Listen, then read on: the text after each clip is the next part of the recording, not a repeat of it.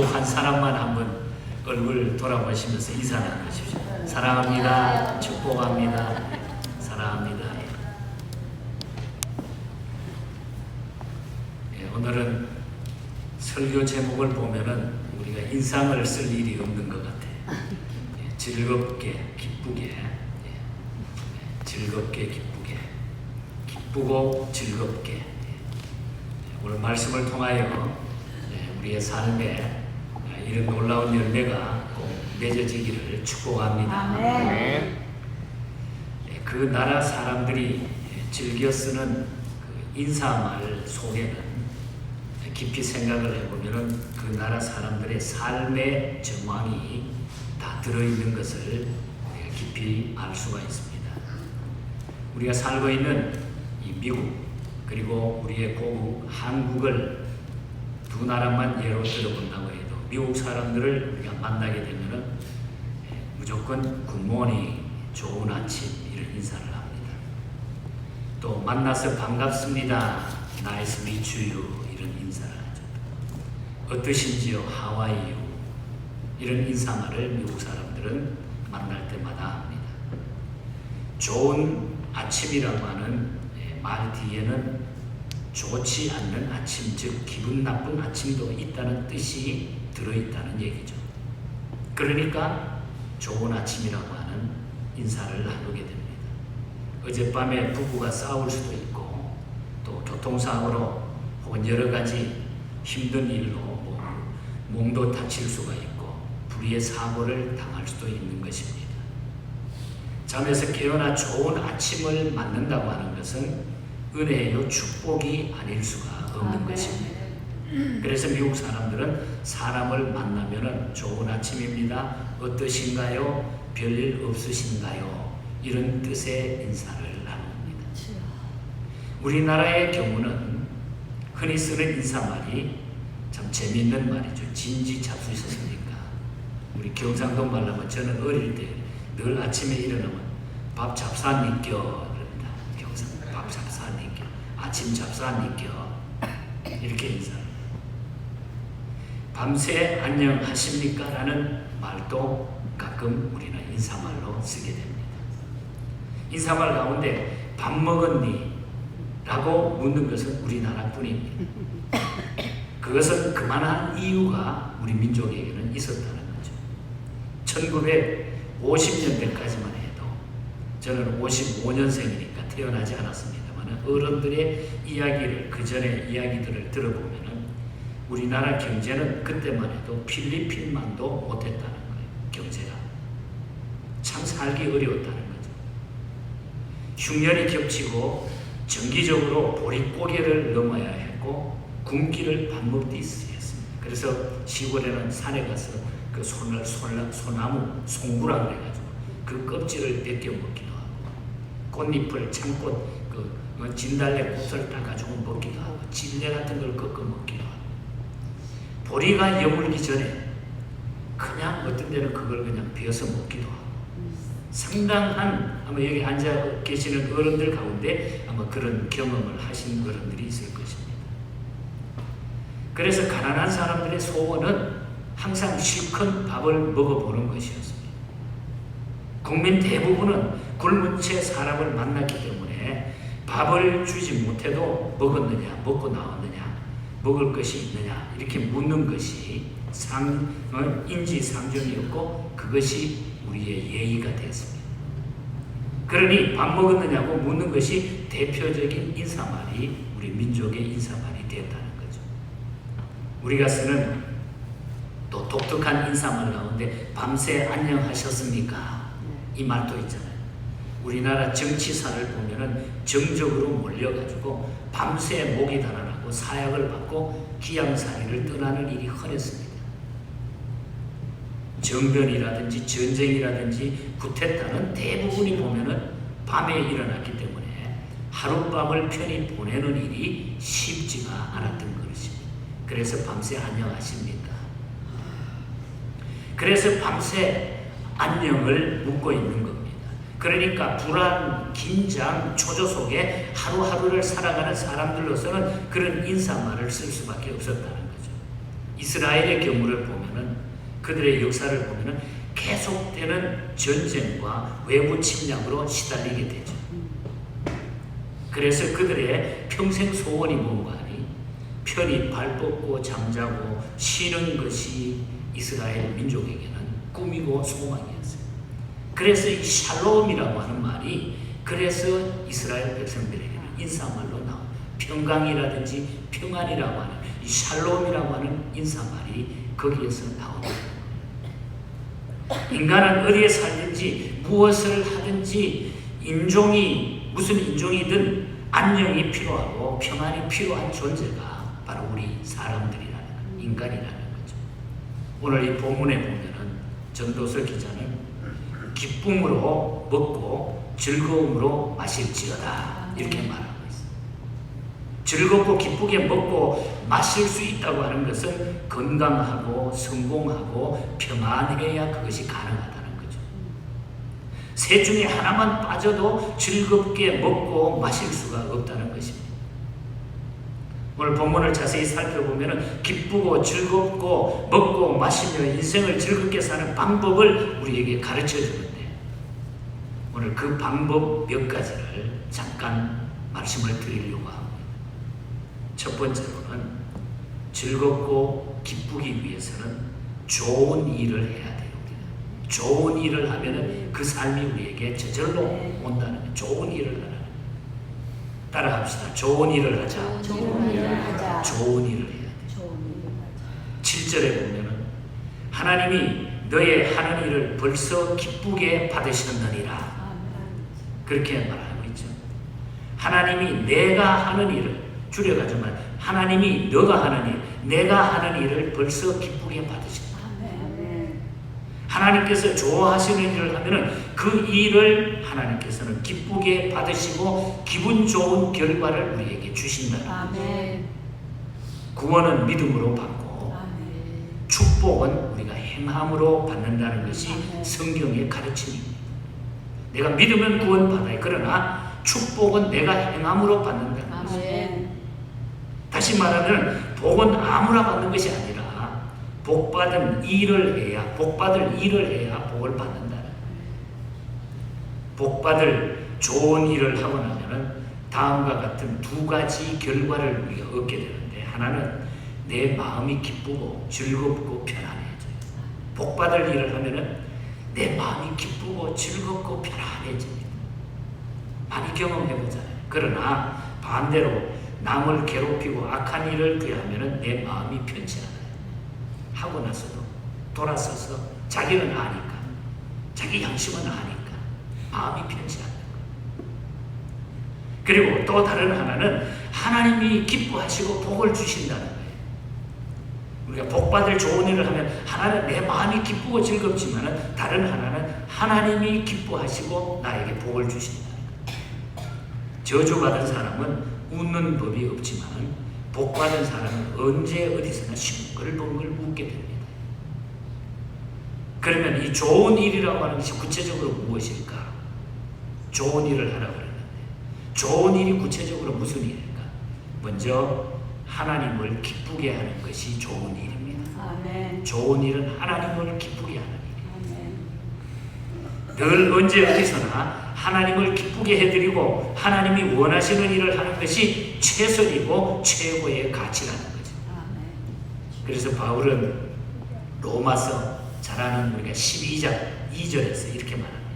하나님의 선하시고 기뻐하시고 온전하신 뜻이 무엇인지 분별하도록 하라. 하나님이 기뻐하시고 하나님이 온전하시고 하나님이 기뻐하시고 즐겁게 하는 그 일을 너희들이 분별해라. 무엇인지 분별해라. 누가 신앙생활을 잘하는 사람인가? 누가 하나님을 기쁘게 해드리는 사람인가? 거기에서 판단이 난다는 거예요. 누가 신앙생활을 잘하는 겁니까? 하나님을 기쁘게 해드리는 사람이 신앙생활을 잘하는 것입니다.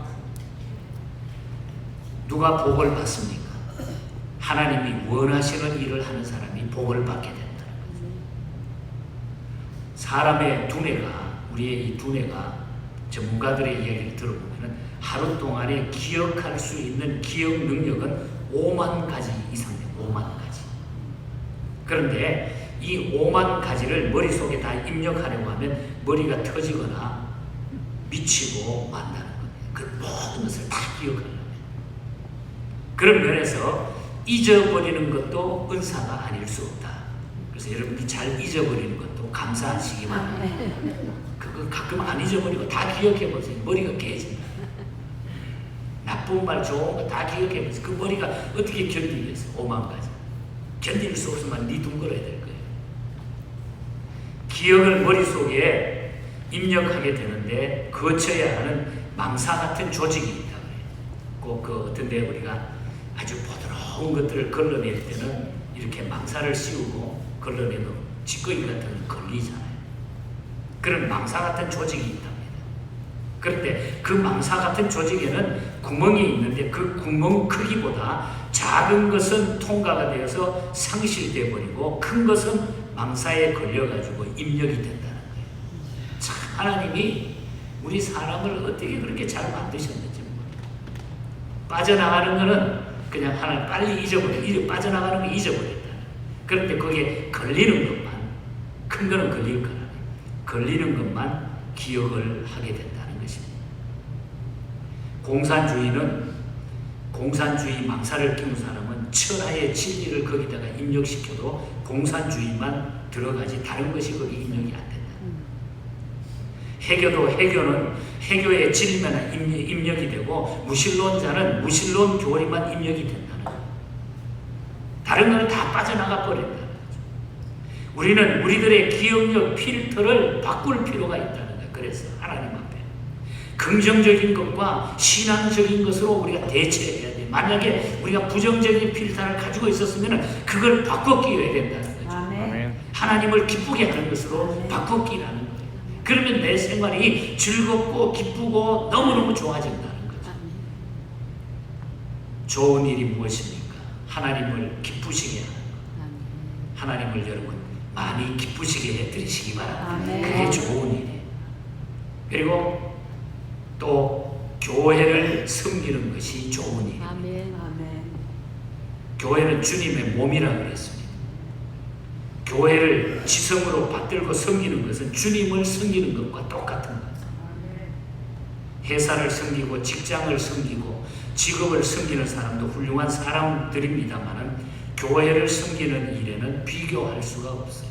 세상 일에는 비교할 수가 없어요.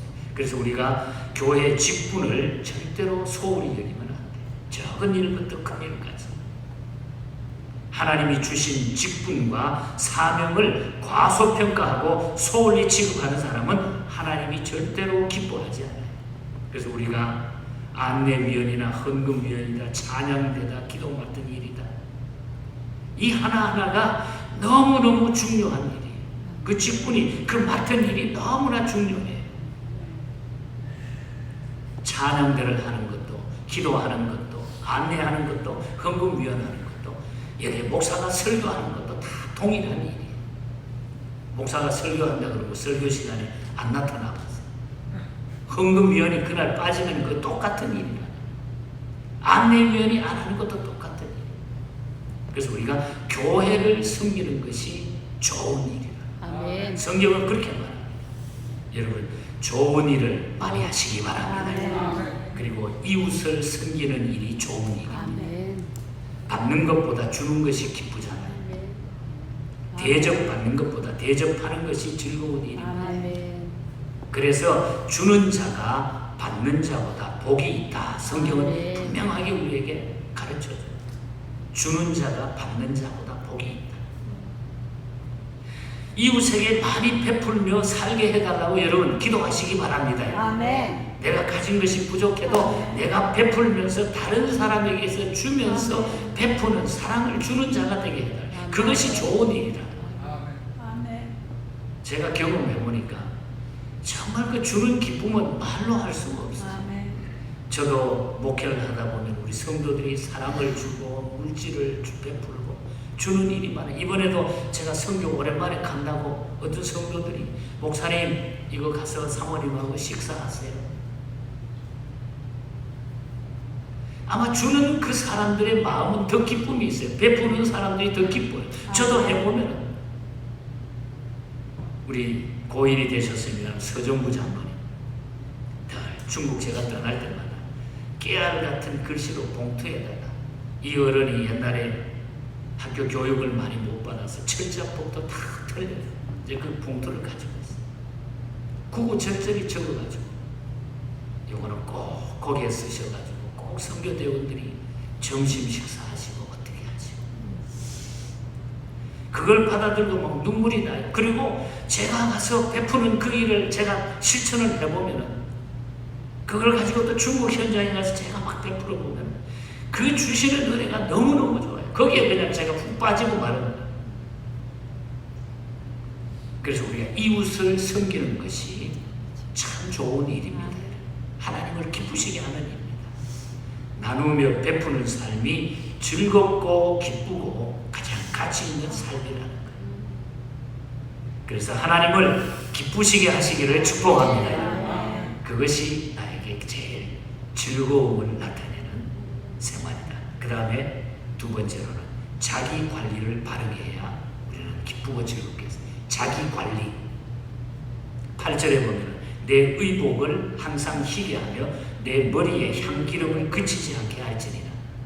여기에 의복을 희게 하라고 하는 것은 생활을 바르게 하라는 것이고 머리에 향기름을 바르라고 하는 뜻은 긍정적인 생각을 하라고 하는 그런 뜻입니다.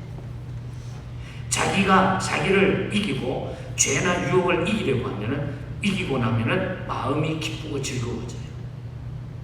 그러나 유혹에 넘어가 가지고 우리가 가끔 죄를 범하면서 실패했을 때 그날부터 죄의 노예가 되기 때문에 마음이 불안하고 막 괴로워지죠.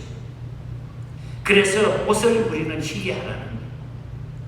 요한계시록 19장 8절에 보면은 빛나고 깨끗한 세마포 옷을 주시는데 그 옷은 성도들의 옳은 행실이니라. 분명히 성경이 그렇게 옷은 세마포 그 옷은 요한계시록 19장 8절에 그 옷은 성도들의 옳은 행실이니라. 예수 믿는 사람들은 사람이 있건 없건 사람이 보든 사람이 안 보든 듣는 사람이 있건 없건 행동과 말을 조심하고 우리가 깨끗하게 살아가는 머리에 향기름을 바르라는 말씀도 살펴보면 머리는 이 뇌가 들어있는 가장 중요한 부분입니다. 뇌는 생각하고 기억하고 명령하는 신체의 최고의 사령부입니다. 학자들에 따르면 뭐 이런 이야기도 있어요. 마음이 머릿속에 있다는 사람도 있고 가슴 속에 마음이 있다고 보는 사람도 있습니다. 중요한 것은 머리로 무엇을 어떻게 우리가 생각하느냐에 따라 가지고 행동이 분명하게 결정되고 인생이 결정되고 행불행이 결정된다. 우리의 머리에서 딱 결정하면 그것이 모든 결정이 되어버린다는 거죠. 그 사람의 타고난 성격을 우리가 기질이라고 해요. 기질. 그런데 그 기질은 좀처럼 변하기가 힘듭니다. 변하지 않아요. 우리가 예수를 믿어도 나쁜 기질을 가진 사람은 그 기질대로 믿게 돼 있어요. 여러분 예수 믿고 변화되지 않아가지고 막 옆에 다른 사람 보고 막 손가락질 욕하지만 그 가운데 그 기질 가운데 예수를 믿어요. 그 다 변한다면 얼마나 좋겠어요. 예수 믿어도 나쁜 기질을 가진 사람은 그 기질대로 믿는다는 거죠. 성령을 받아도 나쁜 기질은 나쁜 기질대로 성령을 받는다는 거죠. 약간 변하긴 하지만 베드로는 예수님 만나기 전이나 만난 후에 그 기질 그대로 주님을 따르고 주님을 섬겼어요. 베드로의 기질이 요한 기질로 변하고 요한의 베드로 기질로 변하지 않더라는 거예요. 목사가 되고 장로가 되고 집사 권사가 되고 성도가 되지만 그 기질이라는 그릇 속에 우리가 믿음을 담고 직분을 담게 되는 거예요. 다시 말하면 중요한 것은 우리의 가치관의 변화가 온다. 가치관의 변화. 기질은 변하지 않아도 우리의 가치관의 변화가 생기기 때문에 우리는 그래서 예수 믿어야 된다. 예수 믿어야 된다. 우리가 기질이 나쁘다고 해서 내가 좀 그런 부족함이 있다고 해서 포기하거나 나쁜 쪽으로 우리가 변하면 안 돼요. 얼마 전에 제가 글을 하나 읽었는데 매스컴에서 이 당뇨병에 걸린 곰이라고 하는 이야기였다. 곰이 당뇨병에 걸렸다. 그런 이야기. 관광객들이 무심코 던져준 빵, 비스켓, 사탕 따위들을 이 곰이 너무나 많이 주워 먹다 보니까 많이 주워 먹은 곰들이 당뇨병에 걸린다는 이런 통계. 하지만 제 아무리 먹이를 던져도 먹지 않는 곰은 건강하더라. 저는 이것을 생각하면서 자기 노력이 참 필요하다. 우리 사람이 기질이 있고 우리 스스로가 있지만 자기 노력 없이는 내 자신을 킵할 수가 없다. 그러니까 자기 노력이 필요하다. 건강도 그래. 자기가 열심히 노력하는 사람들은 또 건강하게 유지해. 게을러가지고 꼼짝도 안 하고 앉아서 먹기만 하면 그냥 어떻게 됩니까? 병 생기고. 자기 노력이 필요하다는 거예요. 모든 것은 자기 노력이 필요하다. 자기 노력이 필요합니다. 나쁜 생각을 버리고 좋은 생각을 하기 위해서 우리가 노력해야 돼요. 그리고 성령님이 내 안에 계시면서 나를 통제하시고 조정하시고 인도하시면 베드로가 제자가 된 것처럼 순교자가 된 것처럼 나쁜 내가 좋은 내가 되고 좋은 그리스도인이 되는 겁니다. 가치관의 변화가 옵니다. 그래서 놀라운 하나님의 역사, 기쁨과 즐거움의 삶이 우리에게 나타나게 됩니다. 그래서 자기 관리를 잘해야 우리가 기쁘고 즐겁게 살아갈 수 있다. 자기 관리. 하나님을 기쁘게 하고 그 다음에 자기 관리를 잘하고 그 다음에 세 번째는 가정의 문제. 가정이 화목해야 된다. 9절에 보면 하나님이 해 아래서 내게 주신 모든 헛된 날에 사랑하는 아내와 함께 즐겁게 살지어다. 가정의 출발점은 에덴 동산입니다. 구성의 기본은 부부예요. 두 사람이에요. 하나님께서는 어머니와 아들, 아버지와 딸을 만드신 것이 아니라 맨 먼저 남편과 아내를 만드셨다는 거죠. 모녀간이나 부자간에 함께 살라는 말씀은 없지만 부부는 함께 살라 그렇게 성경은 말합니다. 그 부부가 결합하여 자식을 낳으라고 했었고 자식은 부모에게 효도하라고 그렇게 했습니다. 그리고 자녀가 결혼할 때가 되면 부모를 떠나가라고 했어요. 부모를 떠나가라고 했어요. 그러므로 부부가 가장 중요하다. 가정은 부부가 먼저 중요하다. 근데 요즘 이 부부가 남자끼리 여자끼리 부부가 되는 세상이 됐어요. 동성연애 하나님 앞에 도전하는 거예요. 있을 수가 없어요. 그 누가 뭐라 그래도 정치적으로 표를 잃어도 이거는 있을 수가 없는 일이에요. 하나님의 말씀은 변하면 안 되는 거예요. 생명 걸고 우리가 지켜야 돼요. 어떻게 동성끼리 부부가 됩니까? 할 수가 없는 거예요. 그런데 사업이나 회사 때문에 우리가 부부가 어려움을 당하고 또 자녀 때문에 부부가 헤어지는 이런 바람직한 일이 우리의 삶 속에는 일어날 수가 있습니다. 그러나 그런 가운데서도 우리가 이걸 이겨야 돼요. 혹 우리가 이 문제로 실패했다 할지라도 그 다음에 우리는 이 말씀을 받아들여야 돼. 내가 하나님 앞에 어떻든 내가 또 만나고 또 사람을 교제하고 어떤 환경에 주어질지라도 사랑에 성공하려고 하면은 다시 우리를 회복하기 위해서는 나보다 상대를 높이고 귀하게 여겨야 됩니다. 아멘. 그를 인정하라는 거예요. 아멘. 친구를 인정하고 아내를 인정하고 주변에 있는 사람을 인정하라는 거예요. 그리고 내가 먼저 주고 베풀고 다가서야 된다는 거예요. 사랑이라는 건요, 내 혼자 안 되는 거예요. 가하만사성이라고 있는 말이 있듯이 가정이 깨지면 만사가 다 깨진다는 그런 의미죠. 그래서 잠언 17장 1절은 이렇게 말합니다. 마른 떡 한 조각만 있어도 화목하는 것이 제육이 집에 가득하고 다투는 것보다 훨씬 더 낫다. 그래서 우리가 기쁘고 즐겁게 사는 것은 가정의 평안이 이루어져야 된다. 가정의 평안. 끝으로 한 가지만 더 말씀드리고 마칩니다. 최선을 다하라. 하나님 앞에 내가 최선을 다할 수 있어야 기쁘고 즐겁게 살 수 있다. 10절 말씀을 보면 물은 내 손이 일을 당하는 대로 얻는 대로 힘을 다하여 할지니라. 무릇 내 손이 일을 얻는 대로 힘을 다하여 할지니라. 힘을 다하여 할지니라. 죽으면 여러분 우리가 일도 못하고 계획도 지식도 지혜도 필요가 없습니다.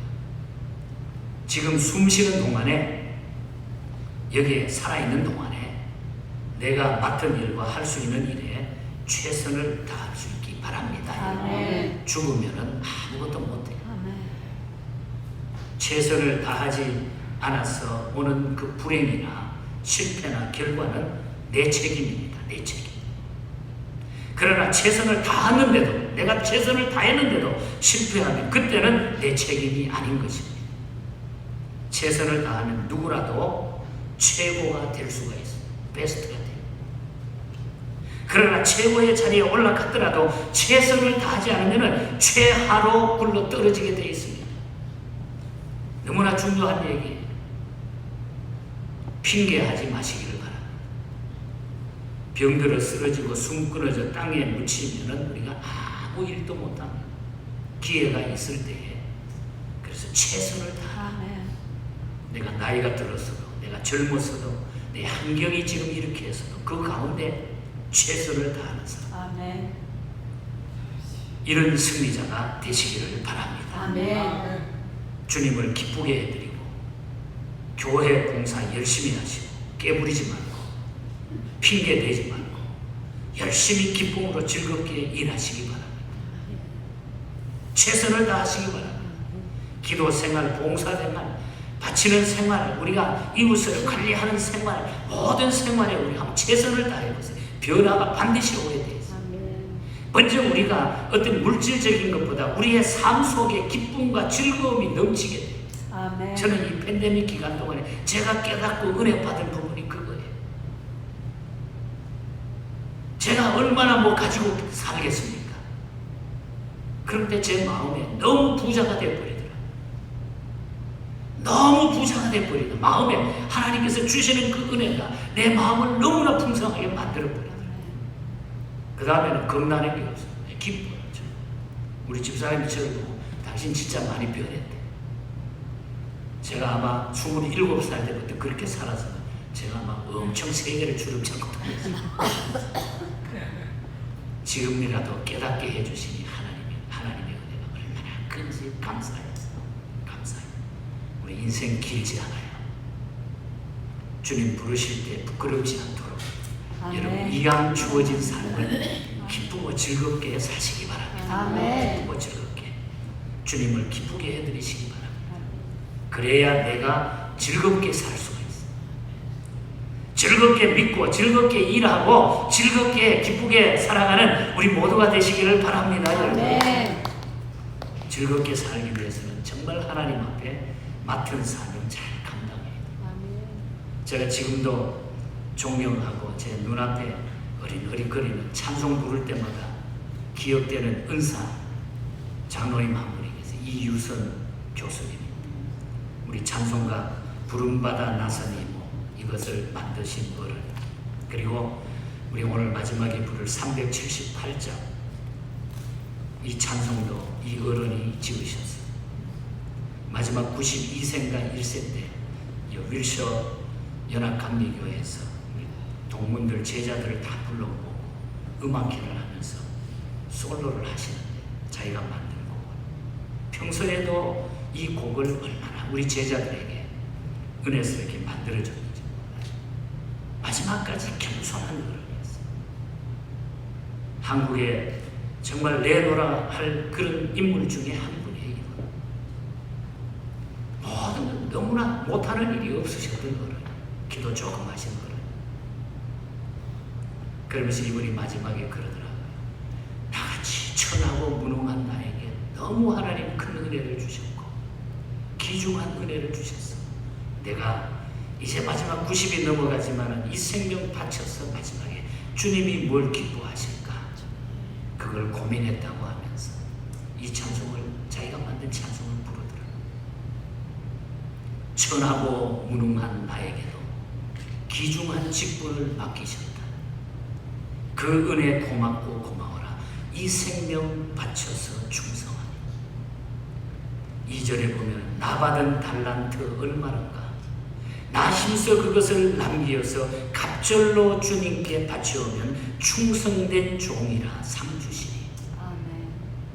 여러분, 남는 것은 우리 주님 앞에 내가 충성하고 주님을 위해 사는 것밖에 없습니다. 이 주님 앞에 우리 자신을 다 내려놓고 그렇게 살면 우리가 가진 것이 좀 부족해도, 건강이 좀 부족해도 다 하나님이 채워주실 줄 믿습니다. 아멘. 기쁘고 즐겁게 살 수가 있어. 근심 없이 살아갈 수가 있어. 이전에 주님 내가 몰라 영광의 주님을 비방했다. 지극한 그 은혜 내게 넘쳐 날 불러주시니 고마워라. 전하고 무능한 나에게도 귀중한 직분을 맡기셨다. 그 은혜 고맙고 고마워라. 이 생명 바쳐서 충성하리. 아멘. 기도하겠습니다. 하나님 아버지, 감사합니다. 우리가 이 험준한 시대에 살지만 우리가 기쁘고 우리의 마음에 즐거운 것은 우리 주님의, 우리 하나님이 좋아하는 일을 하고 있기 때문인 줄 믿습니다. 아멘. 그리고 내가 예수 믿는 사람으로 하나님의 자녀로 내 자신을 확신 있게 관리하며 사는 것인 줄 믿습니다. 하오나 지금까지 이런 부족한 점이 있었지만은 이제는 우리가 이 모든 것들을 다시 회복해서 하나님이 기뻐하시는 그 일을, 그 직분을 잘 감당하게 하시고 끝까지 하나님 앞에 충성하는 하나님의 백성으로 서게 하여 주시옵소서. 우리의 모든 삶이 기쁘고 즐거워지게 해 주시옵소서. 우리 성도들에게 이 놀라운 은혜를 더해 주시옵소서. 이 행복함을 주시옵소서. 이 즐거움을 잊지 않게 하여 주시옵소서. 예수님 이름으로 기도하옵나이다. 아멘. 아멘. 우리 기립하셔서 378장 함께 찬양.